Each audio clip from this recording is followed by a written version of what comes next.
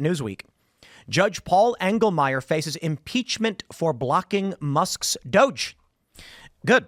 Absolutely. So this is Rep. Eli Crane of Arizona posted on X that he will be filing articles of impeachment based on Engelmayer, who was attempting to stop White House employees from accessing the very systems they oversee. I'm in favor of this. You know, I'll put it this way. I was watching a segment from CNN earlier. I know it was rough. Caitlin Collins was saying that we're facing a constitutional crisis, potentially, within the first 3 weeks of Trump's presidency. Of course. But the issue at play was he wants to put federal employees on leave. And, okay, like, I don't see why it's a problem, but there have been lawsuits to stop that. There are things that Trump wants to do that they're saying you can't do. You can't fire people. Well, Trump didn't fire people. He put them on leave, right? There's a difference. They say, well, you need an act of Congress, blah, blah, blah. For DOGE, this is a federal agency tasked with performing an audit of another agency and a judge intervening from outside the executive branch saying you can't audit your own departments. That doesn't make any sense. If Trump tried to fire, here's how it's supposed to work. Let me explain.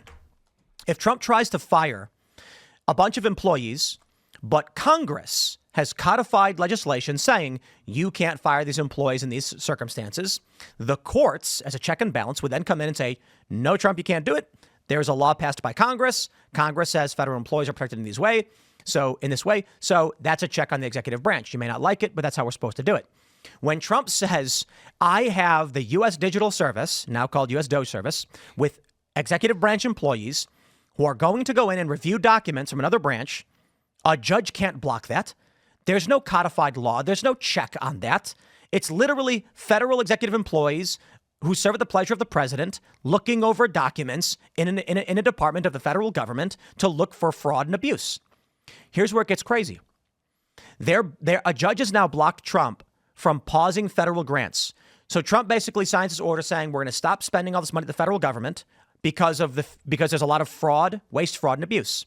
The judge said, find the fraud first. You can't shut these payments down. Then when Elon Musk and DOGE go to the Treasury because they suspect fraud, a judge says, you're not allowed to look at it. So how are you supposed to stop the payments that are fraudulent or you suspect to be fraudulent if another judge is blocking you from investigating fraud? These people are corrupt all around. Impeach them. Or Trump should just say, you are outside of your purview. The Constitution grants you no authority to stop me from doing an audit of a federal department that may or may not be spending money fraudulently. And you know what? They've already uncovered fraudulent spending.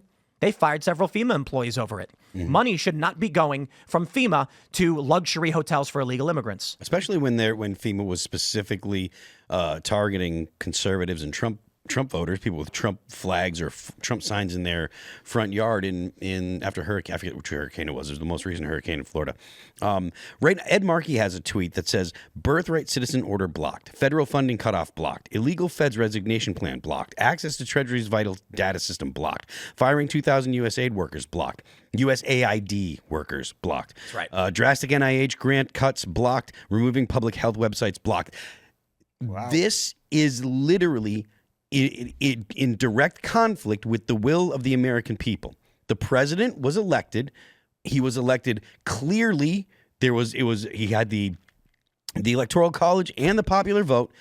And the Democrats didn't pick up one individual county. They didn't pick up any counties in the whole country. They only lost. The whole United States shifted to the right. Now, you don't have to like President Trump, but I do recall that when President Obama was elected, one of his famous tagline or one of his favorite lines was, elections have consequences. This is what the American people want. This obstruction by federal judges, this is literally obstructing the will of the American people. And I don't see how you could see it any other way, because this is the USAID stuff is egregious in and of itself. But all of this stuff, it's just essentially an audit. And they don't even want to allow an audit. And the American people are almost consistently, like, this is an 80-20 issue. Like, everybody says, okay, yeah, it's okay to audit the government. It's okay to shrink the size of government a little bit, because we know that there's some kind of waste, fraud, and abuse all the time. Look, I mean, Trump's political genius is finding the 80-20 issue, taking the 80 and letting Democrats go crazy about the 20. And it's a great political strategy. And if he follows that, Democrats will never come back into power. I would say the other thing, President Obama. But it's also the right thing to do. Well, no, it is the right thing to do. It's the right thing to do for America. President Obama also said that if Congress is going to block me, I'm going to rule by executive order. So, another example of hypocrisy. I would say just on the other side, and it's personal, it's a passion of mine. I don't know how this will play with you guys or the audience, but what's going on with TikTok, right? TikTok, controlled by the Chinese Communist Party. Right. I mean, it's akin to having like Joseph Goebbels control every radio set in America during World War II, or Joseph Stalin controlling, ABC, CBS, and NBC during the Cold War. Congress, on a bipartisan basis, overwhelmingly passes a law requiring ByteDance, that owns TikTok, that's owned by the Chinese Communist Party, to divest within a certain period of time or face a ban. It gets challenged by TikTok in the courts. TikTok loses to the Court of Appeals. They go to the Supreme Court. They lose 9-0, Supreme Court. A day before inauguration is the time where the clock has run out. President Trump comes in office, and he decides not to enforce the law. Now, Tim, I want to ask you, because you were talking about the checks and balances in the system. I think the example you gave was a perfect example where the checks and balances can work. And there are many examples here where this is the executive branch's prerogative to do what it wants to do with the executive branch. But in the case of TikTok, I don't know where you are on the issue, but Not a fan. Not a fan of TikTok. Should President Trump be enforcing the law passed by Congress and upheld by the Supreme Court? Absolutely. I don't think we've gone far enough on China. In fact, he is. So while Trump has come out and claimed he's put an executive order pause on TikTok, TikTok has and is still banned on all app stores. So when the law was put into effect, it triggered. Google, Apple, and all the other ancillary digital and TV stores nuked TikTok from their platforms, as well as CapCut and other apps that are owned by that company. Trump issued an executive order saying we're putting a pause on it.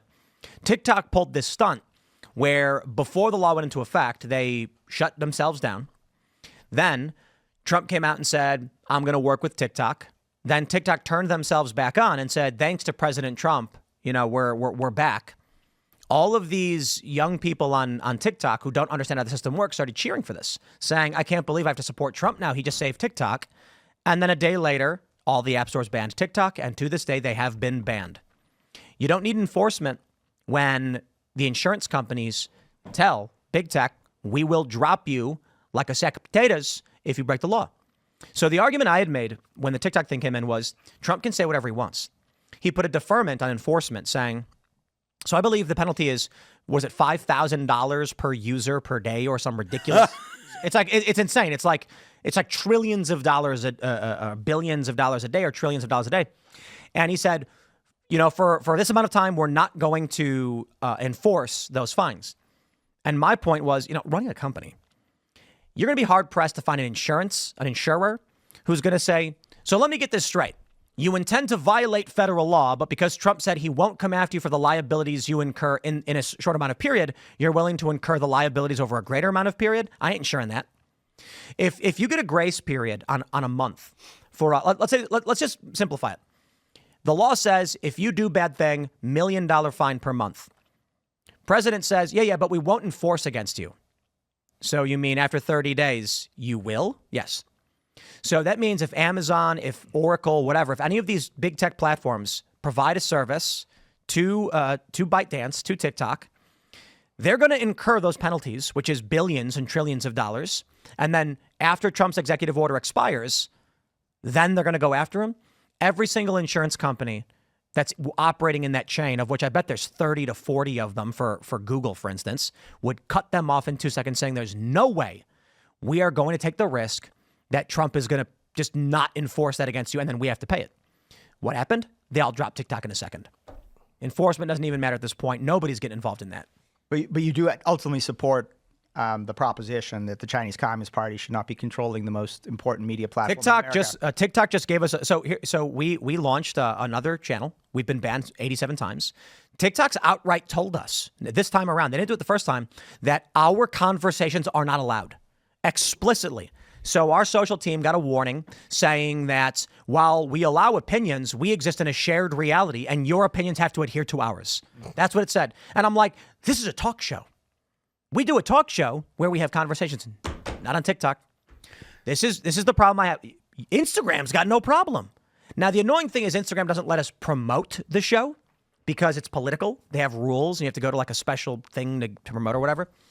But TikTok bans us every time because TikTok does not want, this is the Chinese control, this is the communist control, in my opinion. They don't want these conversations to reach the masses. They don't want Gen Z to hear this. So that's why they're like, sorry, those opinions aren't allowed on TikTok. So much for free speech. And then you get all these people claiming that, yeah, but TikTok lets you badmouth Israel. And I'm like, and they ban everybody else. I don't care. Look, Rumble exists, right? You can say whatever you want on Rumble. You know, you can't break the law, obviously. But there are platforms and you can navigate them. So I am no TikTok. Another thing about I think when I said earlier, the U.S. doesn't go far enough when it comes to the Chinese Communist Party.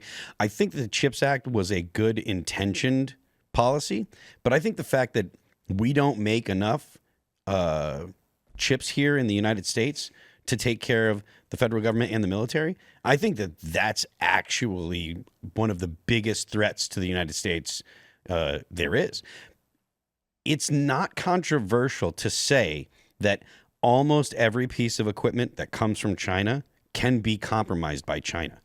And I would not in any way be surprised if the Chinese had the ability to either access or to cripple vital software or vital hardware in the military that's used in the military. Look, because of the FAA, we can't make drones in the United States. We don't make any drones. All of the drones that are built, they're all made in China because the FAA says that to have a drone, to build a drone, you have to be it has to be line of sight, or you have to have a pilot's license. So the Chinese can make drones, sell them in the United States, but you can't have an American company make them. That means that the U.S. military, which is using drones all the time and is only going to use them more as AI becomes more prevalent, because when you can have a drone that literally will just be following a squad around. So you got 4 dudes and you got one drone that goes with the squad over their shoulder, giving them heads up of possible threats in the down range, or if you can send the drone into a building that you're trying to clear so that you can assess what's going on. That kind of stuff, China will have all the access to that it wants. Not only that, it'll have access to all of our planning and all of our methods and all of our, all the training that we do. It'll know all the stuff the United States does on the ground.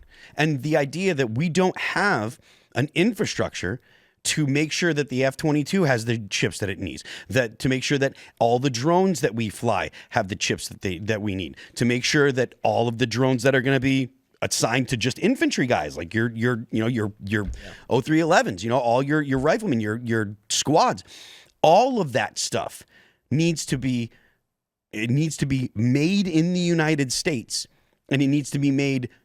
And it honestly, it should be TS. It should be top secret. There should be significant security placed on all this stuff, because if not, we're in a losing game. Yeah. So I personally, I don't think. Look, one quick point on that. I mean, the greatest threat to our economy and our national security is when we lose Taiwan to the Chinese Communist Party. Absolutely, because Taiwan is the leading center for semiconductor design and manufacture in the world. You should, if you break ground on a semiconductor building factory in the United States, you shouldn't pay taxes at all, ever. Period. Well, they are trying to get those plants up and operating. You're right. The CHIPS Act was a good initiative, but because of all the regulation that everything takes, we can't get it done. Well, maybe Trump is going to.